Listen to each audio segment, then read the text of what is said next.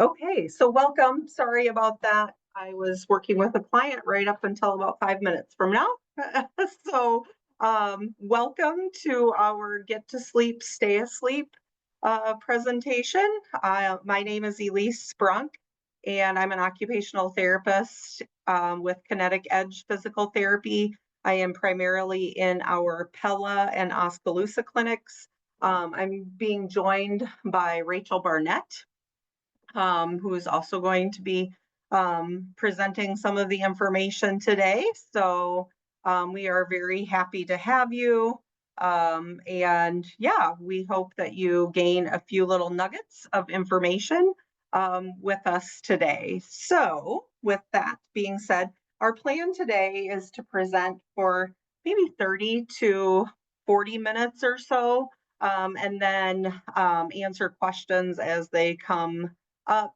I know that there were some questions that were submitted this morning, so if we don't get to those, please feel free to ask those either in the chat or by raising your hand. So awesome. All right, so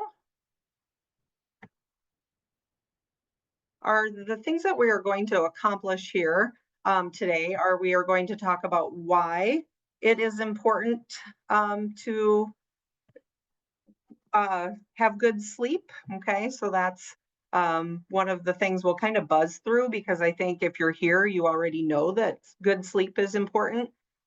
We are going to go over the keys to falling asleep, some helpful advice for staying asleep, and then answer some questions. So, why is sleep so important? So, oftentimes, in our occupational therapy practice, we get a lot of parents bringing their kids in because of concerns about behavior and regulation. That's maybe one of the primary reasons that we work with kids. And so when we think about the continuum of being alert and focused and having good behavior, sleep is just on the opposite side of that continuum.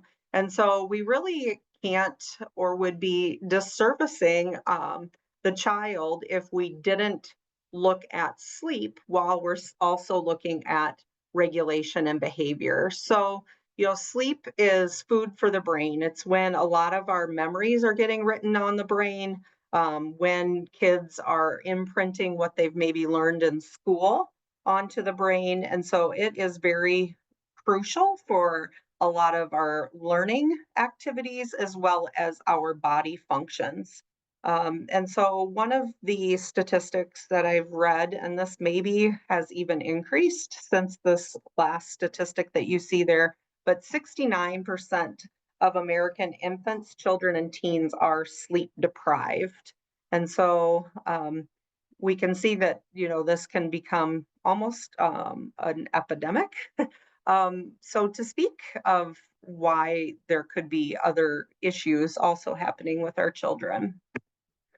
So what does sleep deprivation look like? So from an emotional standpoint, kids who are sleep deprived are generally more easily frustrated, and we will see them lose it over little things. So things that normally shouldn't necessarily bother them when they are tired, those little things are going to be much more upsetting.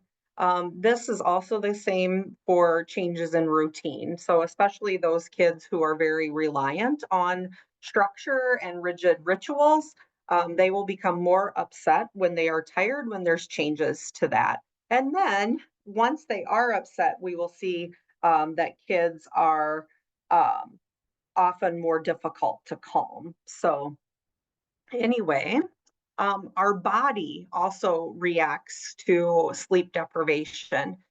Um, Children often become more clumsy. They appear to be more hyperactive. And so sometimes we'll read those cues incorrectly, and we'll see a child who's moving more and more hyperactive is thinking that they aren't ready for sleep, but actually their brain is just trying to keep their body awake. And so we'll see that increase in movement. This is especially the case at bedtime when we see the second wind. come up for these kids. Again, it can be a little bit confusing if you're not looking at the clues that you're receiving in the correct light. Oftentimes, kids maybe need to be woken in the morning if they're sleep deprived, although that isn't necessarily always the case, just because sometimes we will have more of a night owl versus a morning lark.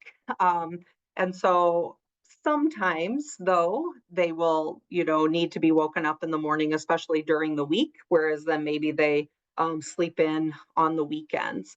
We'll also see an increase in craving of carbohydrates and sugar.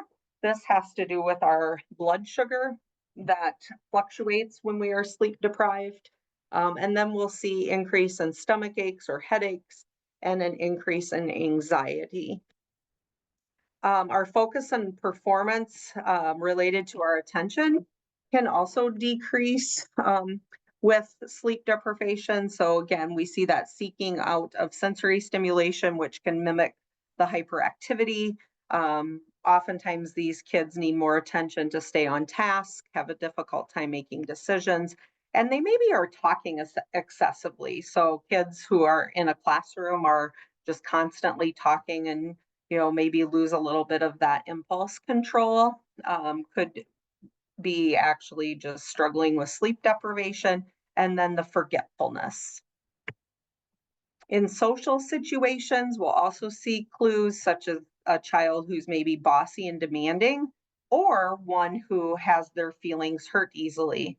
They might be just more emotional if they're told no, um, especially if it's not necessarily normally like that child. Um, they may become more irritated by others, especially late in the afternoon. And they may also easily forget rules or they question rules, that type of thing. So obviously, when we get adequate sleep, we're going to see an improvement in all of those different behaviors that I just listed. But we will also see improvements in other areas as well, especially in academics. Just with improved test scores, we'll see that improved focus in attention. And also, even some medical improvements, such as fewer cavities and gum disease, possibly because of they aren't craving the sugar and carbohydrates as much. We will see improved immunity, less illness, and then lower susceptibility to obesity and fewer accidents. This is especially the case in our teenagers. Um, so now we're just going to go through our average sleep needs. I think that, a lot of times maybe there's some misconceptions about how much sleep people actually need. So we are going to go through those. If you were here present with me, I'd quiz you, but instead I'll just reveal these. So infants need 14 to 18 hours of sleep. That is, obviously nighttime as well as napping frequently throughout the day. Our 12 to 18-month-olds need 14 to 15 hours, including 2 naps. So 12 to 18-month-olds should still be taking a morning nap and an afternoon nap to equal that 14 to 15 hours. Toddlers need 11 hours of sleep and then also 1 2-hour nap. And so I think, when we talk in a little bit about how do we get to the sleep deprivation, our toddlers are especially susceptible to this as preschools begin starting earlier and earlier. Like we have a lot of 3-year-old preschools. And so then oftentimes those toddlers possibly are not getting their 2-hour nap that they had before. And, then we also look at just more typical toddler behavior, which mimics a lot of those different symptoms that I just reviewed. And so then oftentimes we'll, definitely want to get the nap back in there. Preschoolers also need 11 to 12 hours of sleep. Preschoolers here would be considered the 4 to 5-year-olds. And then school age, probably looking more first grade and lower, 10 hours is the average sleep need. Again, remember these are averages, so some people need more than this. I would probably argue that we won't necessarily need less than this, but there might be cases out there. Adolescents are pretty close yet to that school age, and so 9.25 hours. Adolescents are probably a higher group of sleep deprivation. And then adults need 8.25 hours of sleep. Again, if we were together, I'd ask how many of you are averaging the 8.25 hours. Probably not very many of us. So how did we get here? You know, I think there's a lot of different reasons why sleep is becoming such an issue. Certainly there's more and more technology and more stimulation that is not helping in falling asleep. Screen time is increasing with especially kids as well as adults. And so the stimulation and light that comes from screens actually tricks our brains and our circadian rhythms into thinking that it's daytime. And so oftentimes, you know, we'll hear that people fall asleep to a TV and that's the only way that they can fall asleep. But it's not necessarily a healthy pattern to get into just because of the light that comes off of the technology as well as the stimulation. Our schedules are often focused around the adults availability. So, you know, my oldest is 21 and I can remember when he was born, I worried about how I was going to be getting able to get to like his little T-ball games and that type of thing because 21 years ago, a lot of those things happen during the day. And now it would be pretty unheard of for those types of activities to be happening during the day. And so those things are getting scheduled in the evenings and seems to be even later and later in the evenings where you'll have school aged kids, you know, possibly playing sports until 9 or 10 o'clock. So definitely changes in schedules there. Multiple living situations. So children who are going between two different homes where one home maybe has one schedule and another home has a different schedule. Just environmental noise. So we live in a noisy world, just with, you know, cars and airplanes and, you know, lots of different things happening outside windows.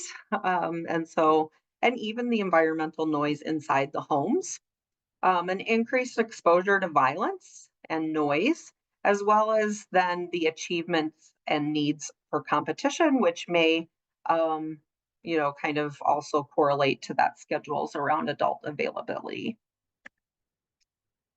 Adolescents have a little bit different sleep deprivation uh, symptoms. So, in addition to what we already talked about, we're definitely going to see a limitation in their brain function with that sleep deprivation. And remember, they need 9.25 hours of sleep. And so, most of them are not getting that. We will see issues with their skin, more likely to be aggressive and act inappropriate, an increased prevalence of depression, weight gain, the unsafe driving. There's more car accidents typically caused by drowsy driving and sleepy, or more by technology use and sleep deprivation than other areas in our adolescence. And then sleep deprivation also contributes to illness among our adolescents. So when we look again at, you know, exposing the culprits of why it is difficult to fall asleep, it falls usually under one of these three categories. So tension, time, and temperament or sensory preferences. And so when we look at tension, so I think as adults, we probably can all relate to a time where we struggled with sleep due to a tension. And so tension really in this case is either distress or excitement. So tension doesn't always have to be negative tension. Sometimes it's positive tension. And so when we look at children, some of the reasons why they may be experiencing distress would be related around parental stress. So even as parents, as much as we are trying to shelter our kids from our own stress, I think that it's just more and more common for kids to pick up on those things and to bear some of that themselves. Separations in the family, um, upsetting events that may happen either at home or at school, and then major life changes. And then the bottom one you'll see there is lack of sleep. So again, it's kind of a cyclical occurrence where, one of these other tensions triggers the lack of sleep. And then as we get more and more sleep deprived, it's just harder and harder to catch back up or to get back into that good routine. The common triggers for excitement could be, overstimulation or anticipation of, something exciting that's happening. I think, when it used to be there where maybe exciting things didn't happen quite as often, like maybe you'd have one sleepover a month or, an occasional birthday party, but now kids are just yeah, they're exposed to more opportunities and more excitement, which can definitely keep them awake at night, just from being eager for those things to happen. And then we talk about like the overscheduling. So rather than kids being maybe involved in just one extracurricular activity, now even if they aren't involved in more than one, they have siblings who are involved in some. And so, they're not necessarily just overscheduled themselves, but just the, family units in general. Again, I'm not saying anything bad about all of the wonderful opportunities our kids have, but when we have issues with sleep, we just need to consider all of the potential culprits for what might be contributing to that. So, growth spurts will also change a child's sleep patterns. And so sometimes we'll see, maybe on a 6-month cycle, where the growth spurt is occurring and it's correlating to an issue with sleep. So, time was the second one. And so there are, several things that just innocently disrupt the body clock. And so, I think especially when we have infants, we really work hard at establishing a schedule for them. But then as your family gets more complex and as kids get older and they're involved in more things, there certainly are things that can disrupt that body clock. And so we look at um, those things like maybe a more than a 30 to 60-minute difference in times that they wake up. So, even looking at the difference between weekday versus weekend wake times. And so when we have a child who, is sleeping an extra 2 hours on Saturday and Sunday morning, then that will disrupt the body clock for the next week. Skipping naps or naps that are after 3 p.m. And so we really want those naps to be, if it's a 2-hour nap in the afternoon, it should start no later than 1 o'clock so that the child can be awake after 3. Adolescents who nap longer than 45 minutes. And, what's the magic bullet about 45 minutes? That would be their normal sleep cycle. And so we want to keep that nap at around a 45-minute increment. And then naps that are only 20 to 30 minutes for infants and toddlers. So they should be taking longer naps. And so sometimes we'll have a child who's only napping 20 to 30 minutes and they are not even getting close to through that entire sleep cycle. And then we look at differences in bedtime. So not only when they're waking up, but also in, a 30 to 60-minute difference in bedtimes, which happens all the time, right? Because, maybe 3 days a week you're home and you get the kids to bed on time. And then the other 2 nights, perhaps you're participating in an activity, and then that changes those that body clock. And then a 30 to 60-minute difference in meal times, again, very easily happens just with our routines in the evening.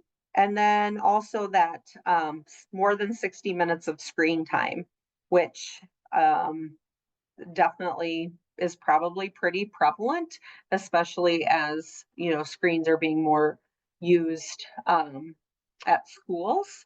But then also looking especially at those evening hours of screen time.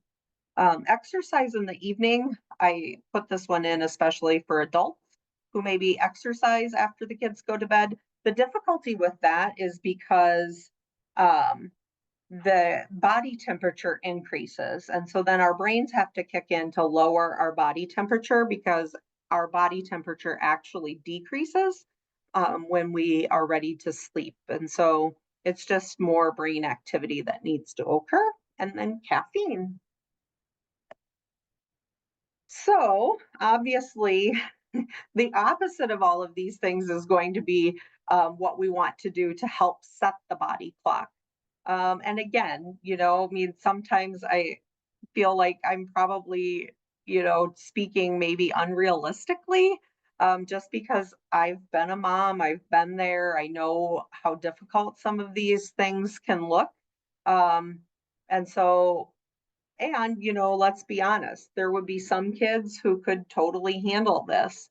But for those kids who are struggling with getting to sleep and staying asleep, this is just one area that you may want to make some adjustments. So, establishing regular wake times. So, this would be, maybe you're waking up the same time on the weekend as you are during the week, establishing a regular nap time and connecting that to lunch.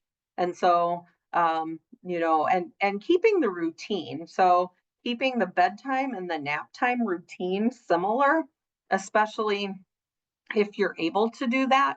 Sometimes that's difficult if your child is at daycare, where that nap time routine might be difficult. But let's say maybe sometimes kids fall asleep pretty easily at daycare, but then struggle at night. And maybe you want to ask your daycare provider, what's your nap routine like? Because obviously the kiddo is getting some of those same triggers that's telling him or her that it's time to sleep. Um, Getting exposure to morning light. So this again wakes the brain up, tells our brain that it's daytime. And so, it's just an important cue for the wake time. Um, I kept this slide in here because I think it's important for you to always remember that a good night's sleep starts in the morning. And having been a parent of a child who struggled to sleep, oftentimes my husband and I would try and solve the problem in the middle of the night when he was screaming and we were just trying to decide, are we going to let him cry it out, or are we going to go get him, or what should we do? But it's really important that you have a plan in place and that you decide that together when you're both well rested, rather than um, making these decisions while you're frustrated and sleepy in the middle of the night. Also correlating with that is looking at protein intake. And so we haven't talked much about that, but protein intake is very important for good sleep. And so looking at the child getting regular doses of protein all throughout the day.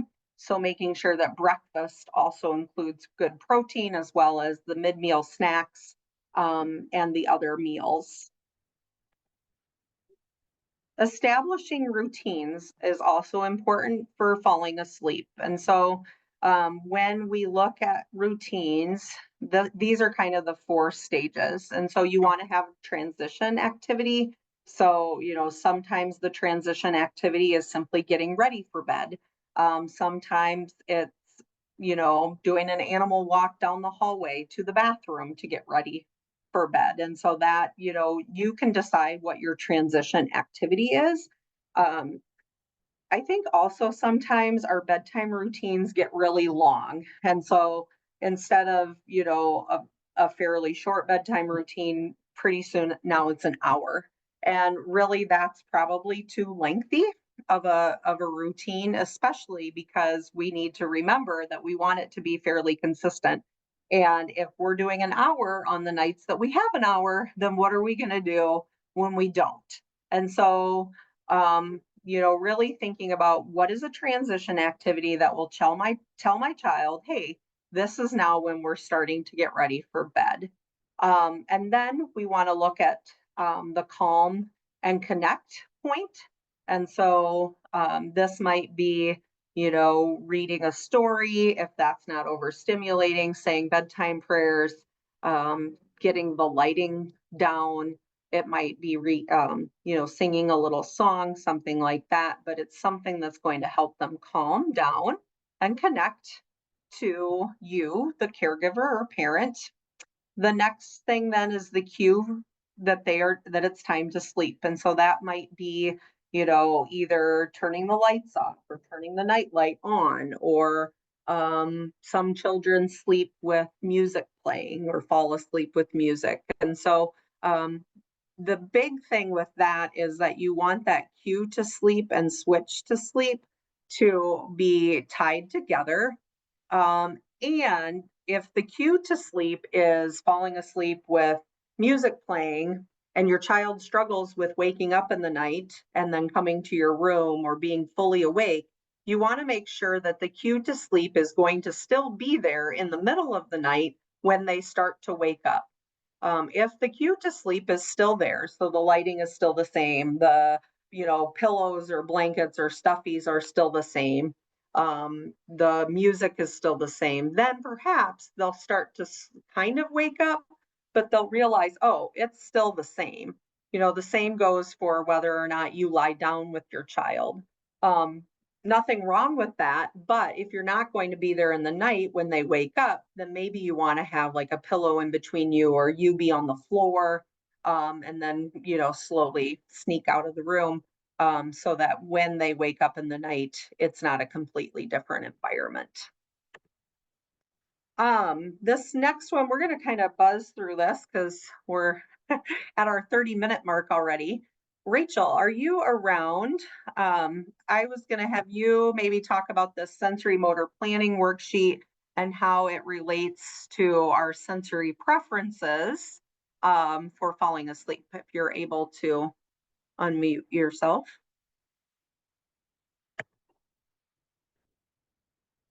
Okay. I think that I'll run with this. Okay. So, all of us have different sensory preferences, and it's important for us to consider this also when we are thinking about sleep. Because, when we look at all of these different points in our routine, what I might consider as being calming and connecting for me might be different for my child who maybe is a sensory seeker. And so we want to honor what those sensory preferences are while still promoting calm and connection. And so this next screen tells us a little bit about our sensory preferences and what we would consider calming versus what we would consider alerting. And so when we look at this chart, on the left side of the chart, you see taste and smell and oral texture. And this chart is from the How Does Your Engine Run curriculum. I've got the reference there at the bottom.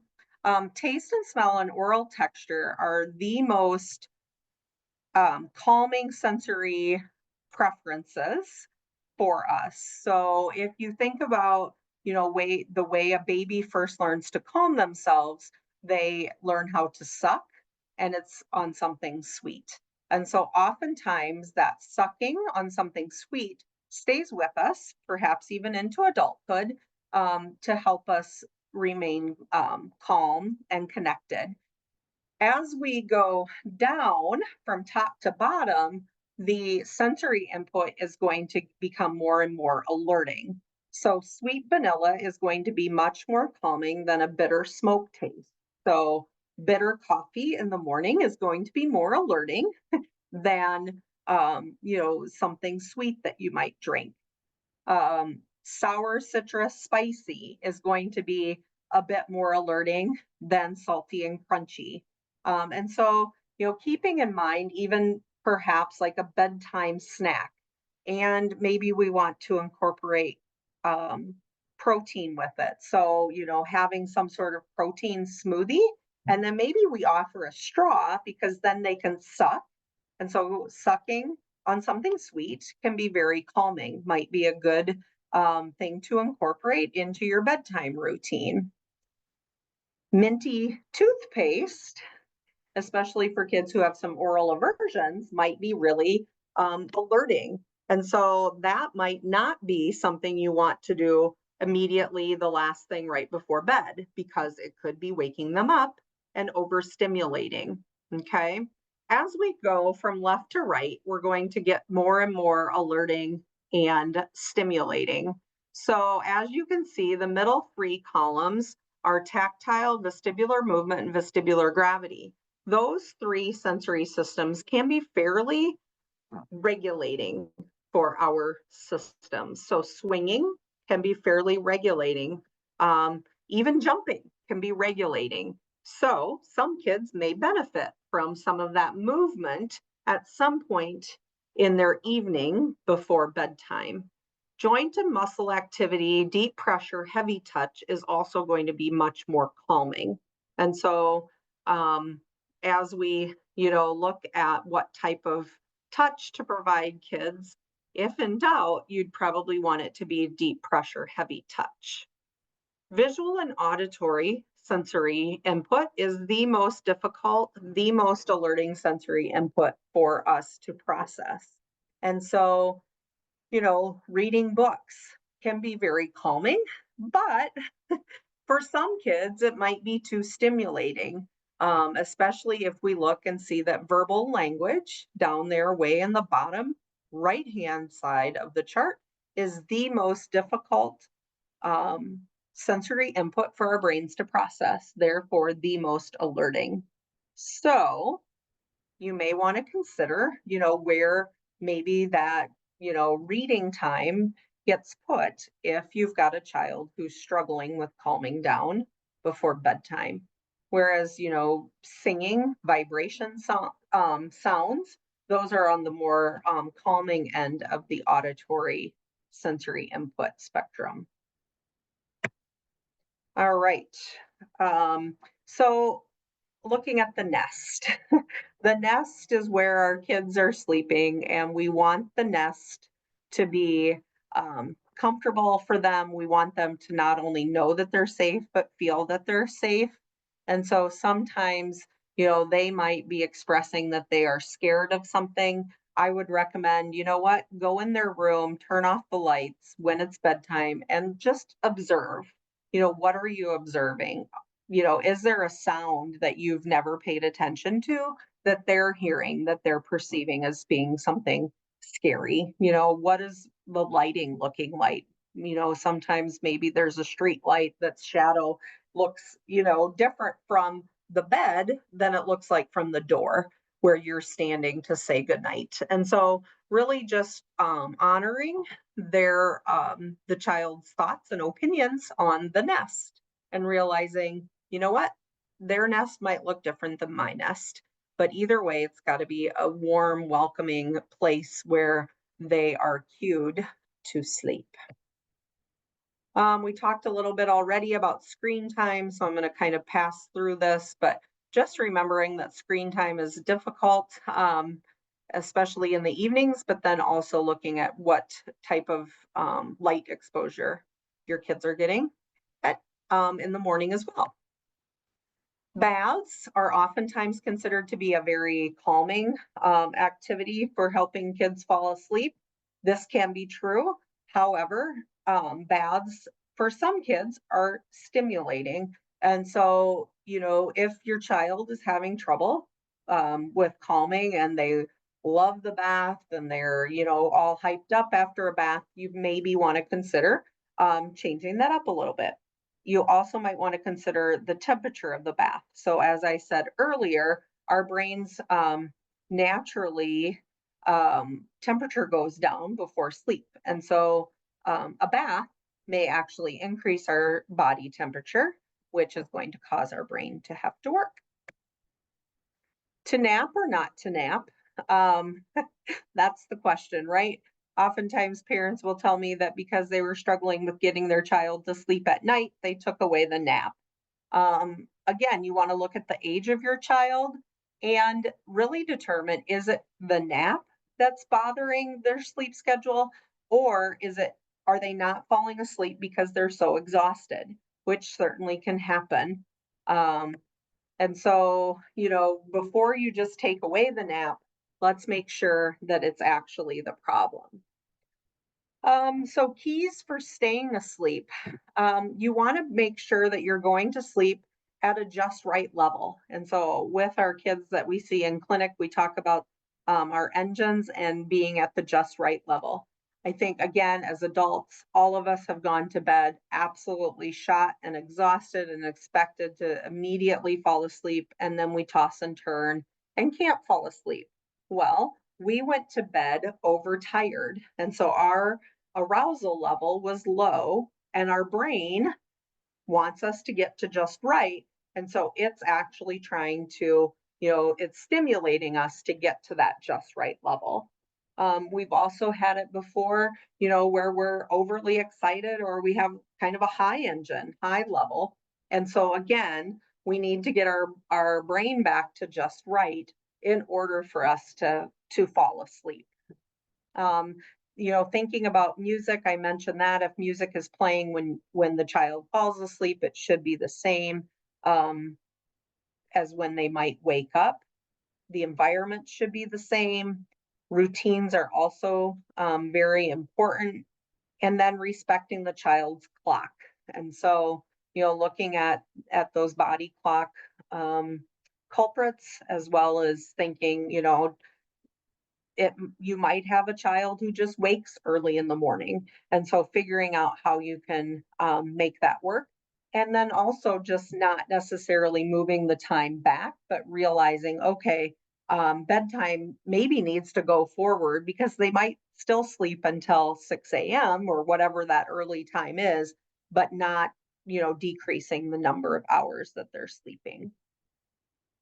um, we often will hear about melatonin. We also work on the abdominal sleep reflex, which is a reflex integration technique to naturally release melatonin to help with staying asleep and falling asleep. And so those can be two other, techniques that can be worked on as well. All right. This is a QR code if you'd like to have a free screen. Um, I'm going to leave that up here for a little bit, but I'd love to answer some questions. And I'm also going to try and find the email question that I got earlier today, but I will wait for your questions.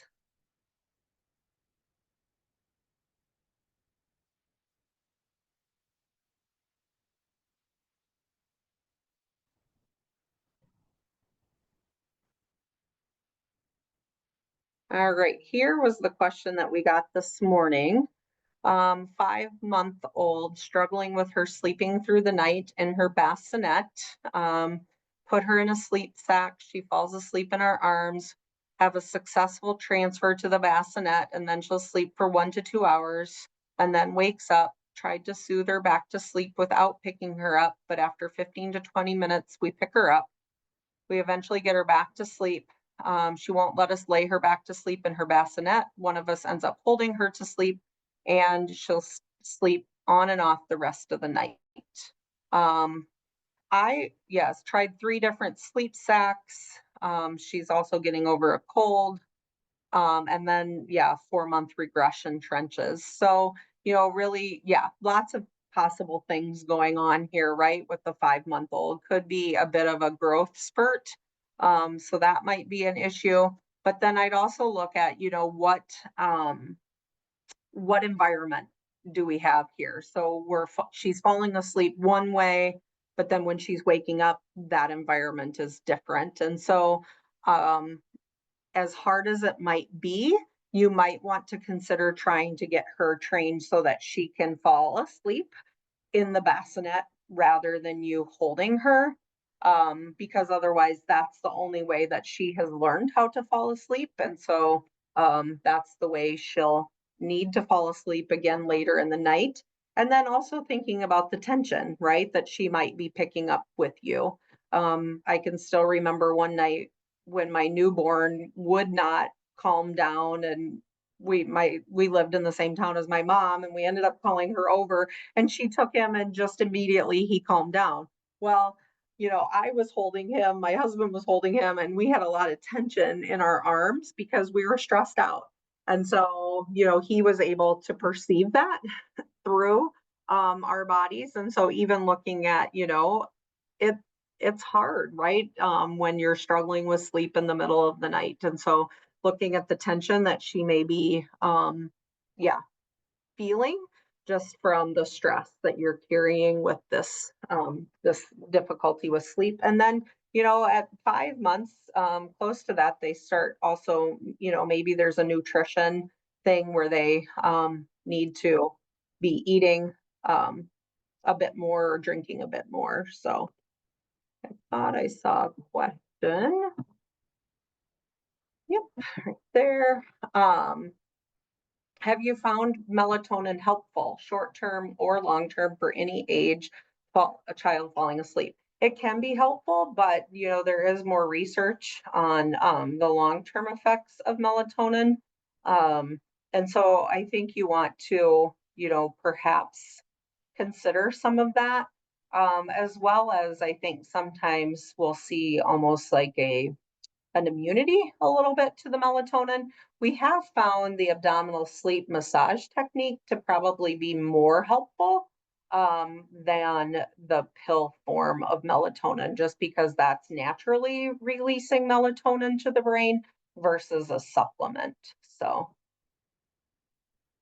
yeah, good question.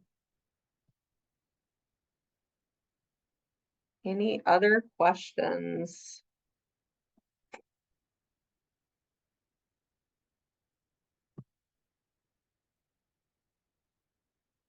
My 2.5-year-old still needs rocking to sleep and wakes 2 to 3 times in the night. How do I teach her to soothe herself and stay in her bed all night? So, um, again, I would suggest, she needs to know how to fall asleep the first time. And so, is she needing that rocking to sleep even at nap time? And if so, let's try and, maybe you rock her a little while, but when you're putting her into the crib or her bed, she is awake and she's then, getting that cue to sleep and switch to sleep on her own in her bed, because otherwise, yes, she may wake up when she realizes that she's not in your arms and then come and find you, because that's her only technique for self-soothing. And so, as hard as it might be, I would start working on training her to fall asleep. That doesn't mean that you just, put her in her bed and you close the door and whatever. You might have a progression where you are, starting lying down next to her in the bed, and I'd put like a pillow between you. And then, as she learns how to fall asleep that way, now you're on the floor next to her bed. And then as she falls asleep that way, now you're by the door and you kind of walk yourself out the door.